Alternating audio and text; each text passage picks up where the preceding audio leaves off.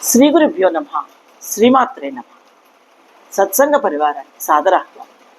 జగన్మాత అనుగ్రహంతో ఈరోజు జగద్గురువు శ్రీ శ్రీ ఆదిశంకరాచార్య విరచిత సౌందర్య లహరి స్తోత్రములోని 18వ శ్లోకాన్ని సూక్ష్మంగా తెలుసుకునే ప్రయత్నం చేస్తాం.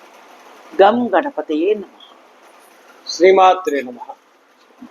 తనుఛాయాభిస్తే తరుణ తరణి సి సరణిభిః దివం సర్వాముర్వి మరుణిమ నిమగ్నాం స్మరతి యః భవంతస్య త్రస్య వనహరిణ శాలీన నయనాః సోర్వశ్యావశ్యాః కతి కతి న గీర్వాణ గణికాః. శ్రీమాత్రే నమ.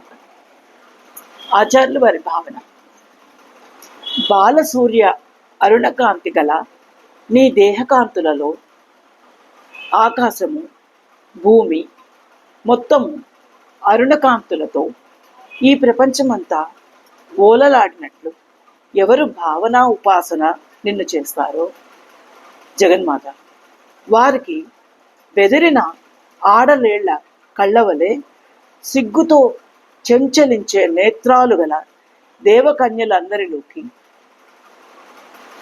చక్కని చుక్కలైన ఊర్వశ్యాలు లోబడకుండా ఎందుకుంటారమ్మా? ఇక నిజానికి ఈ శ్లోకం ఉపమాలంకారం, ప్రకృతికి చెందినది. బాహ్యార్థం భావించకూడదు. ఈ ఉపాసనకి ప్రకృతి వశము అవుతుంది, అంతేగాని స్త్రీవశ్యమైన శ్లోకం కాదు. ప్రకృతి వశం అంటే లక్ష్మీ అష్టోత్తరంలో ప్రకృతిం వికృతిం విద్యాం సర్వభూత హితప్రదాం అనే భావన ఈ శ్లోకానికి కూడా వర్తిస్తుంది.